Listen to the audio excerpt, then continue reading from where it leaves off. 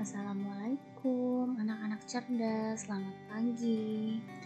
Bagaimana kabar kalian semua?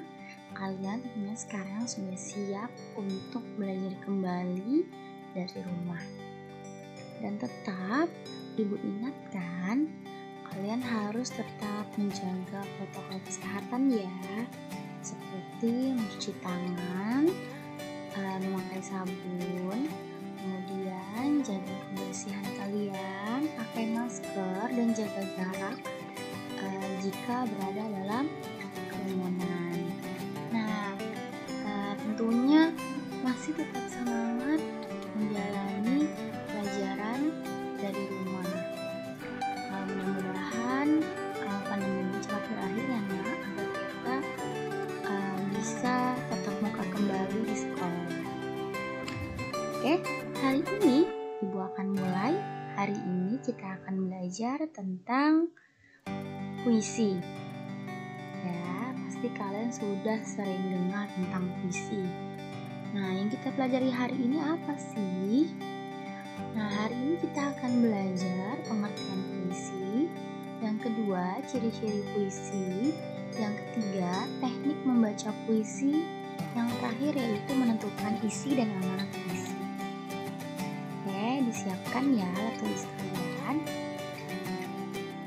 Apa sih itu puisi? Ya, puisi merupakan karya sastra yang menggunakan kata-kata indah dan penuh dengan makna. Jadi puisi itu merupakan karya sastra. Nah, selanjutnya, sebelum masuk lebih dalam, kita harus memahami ciri-ciri puisi. Yang pertama yaitu terdiri dari baris-baris yang disebut larik. Yang kedua, terdiri atas beberapa bagian yang disebut bait.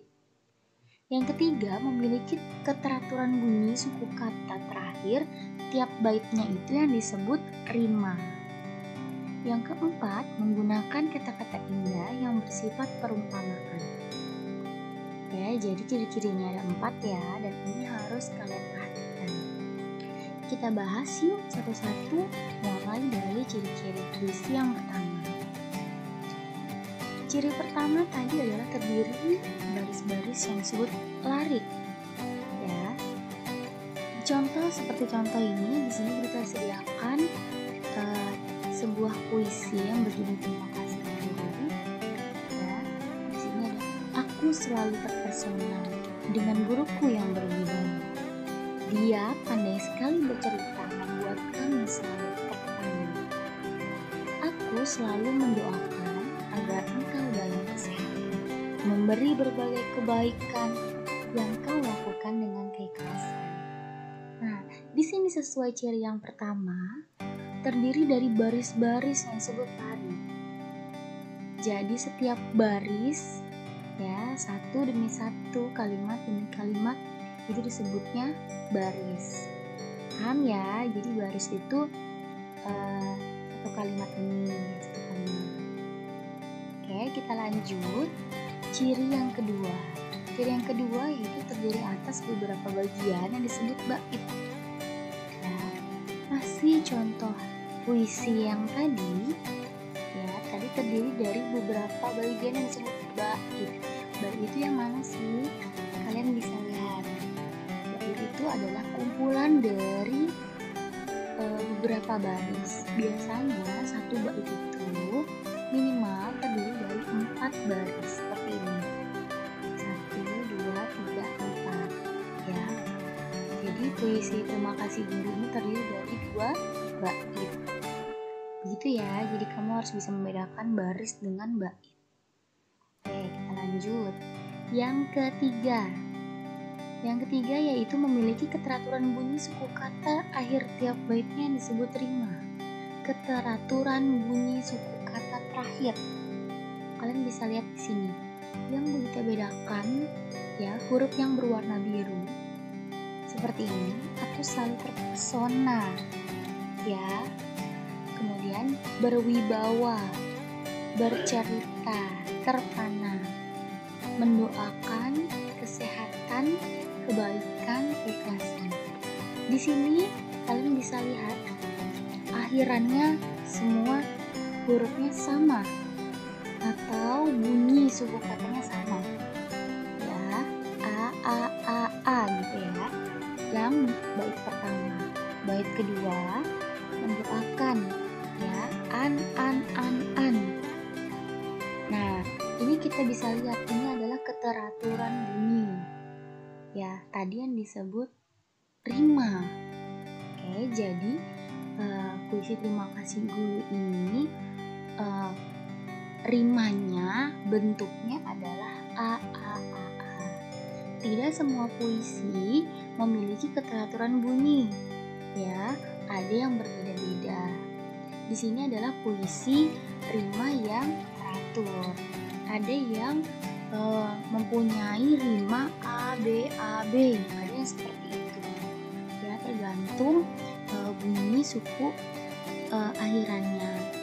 Jadi tidak harus puisi itu berima teratur. Kalau kamu menemukan puisi yang rimanya tidak teratur, tidak apa-apa, ya. Jadi rima adalah bunyi suku kata, bunyi huruf vokalnya pada akhir baris. Kalau huruf vokal itu kan a, i, u, e, o, ya. Jadi bunyi huruf terakhirnya masing-masing baris.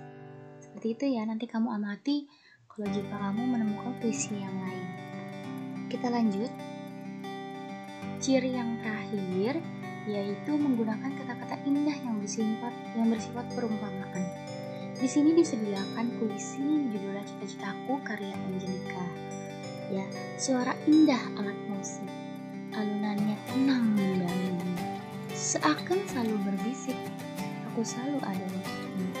Di sini kita beri warna biru, kata-kata yang bersifat perumpamaan, ya, atau kiasan. Oke, di sini ada indah, mendayu, dan berbisik. Di sini maksudnya indah yaitu alat musiknya itu berbunyi merdu, ya, jadi menggunakan kata kiasan. Mendayu yaitu adalah suara musiknya pelan, mendayu-dayu musiknya pelan, seperti itu ya. Kemudian yang ketiga adalah berbisik. Berbisik itu adalah menghibur, karena tidak mungkin alat musik itu bisa berbisik, ya, karena berbisik itu biasanya manusia, ya. Jadi kalau kata-kata perumpamaan atau kiasan itu seperti benda mati itu bisa seperti manusia berbisik, seperti itu ya. Jadi itu ciri-ciri puisi mengandung banyak kata kiasan atau perumpamaan. Begitu ya, Nay, ya. Mudah-mudahan kamu paham dari ciri-ciri puisi tersebut. Dan sampai sini kita lanjut teknik membaca puisi. Membaca puisi tanpa menggunakan teks disebut deklamasi. Hal yang diperhatikan saat mendeklamasikan puisi yaitu pertama, pelafalan yang jelas, dua, intonasi yang tepat, tiga, pemenggalan kata yang tepat. Jadi orang yang mendeklamasikan puisi itu harus bisa melafalkan hurufnya, suku katanya satu persatu dengan sangat jelas. Kedua, intonasi. Kamu harus bisa mengambil intonasi atau nada-nada yang tepat dalam membaca puisi. Ya, yang ketiga, pemenggalan kata yang tepat. Pemenggalan kata yaitu di mana di situ ada koma, kapan kamu harus berhenti sejenak, kapan harus berhenti lama. Ya, itu adalah pemenggalan kata yang tepat. Nanti kamu akan coba praktekkan bagaimana cara membaca puisi yang baik. Coba berulang-ulang sampai kamu menemukan yang pas saat kamu membaca puisi, ya. Oke, kita lanjut. Cara menyimpulkan isi puisi. Ya. Caranya bagaimana sih menyimpulkan isi puisi? Yang pertama, memahami tema puisi tersebut. Maksudnya apa? Kamu harus bisa menentukan tema puisi itu apa. Bisa pendidikan kah, atau agama, atau pekerjaan, dan lain-lain. Yang kedua, memahami makna kata dalam puisi. Puisi tersebut mengandung makna kata demi katanya, itu kamu harus tahu apa maknanya. Baru kamu bisa menyimpulkan isi puisi. Nah, selanjutnya, bagaimana cara menentukan amanat puisi? Ada langkah-langkahnya. Isi puisi dan amanat puisi itu berbeda. Ya, isi puisi itu, puisi ini berisi tentang apa? Kalau amanat, pesan yang disampaikan dari puisi tersebut apa? Seperti itu ya. Langkah-langkahnya yaitu membaca puisi berulang-ulang. Kenapa harus berulang-ulang? Karena untuk menentukan amanat, karena puisi itu bersifat kata-katanya itu kiasan, perumpamaan, jadi kamu harus mengerti dan baca berulang-ulang. Yang kedua, mengartikan kata sulit dalam puisi. Ya, maksudnya apa? Nah itu tadi kan Buta sudah bilang, karena puisi itu menggunakan kata perumpamaan, pasti ada kata-kata kiasan yang sulit dimengerti. Nah itu kamu harus artikan terlebih dahulu agar mengetahui artinya ini, amanat puisi seperti ini. Yang ketiga, merangkai kata-kata menjadi sebuah kata yang lengkap. Setelah kamu mengartikan baris demi baris, bait demi bait, baru kamu rangkai kata-katanya agar menjadi suatu amanat puisi yang baik. Seperti itu ya. Nah, sudah selesai pembelajaran hari ini. Terima kasih sudah memperhatikan dengan baik. Mudah-mudahan ilmu yang diberikan bermanfaat. Tetap semangat dalam belajar, tetap jaga kesehatan, terus melakukan protokol kesehatan. Mudah-mudahan kita segera bertemu dalam tatap muka di sekolah. Oke, sekian dari Ibu. Wassalamualaikum warahmatullahi wabarakatuh.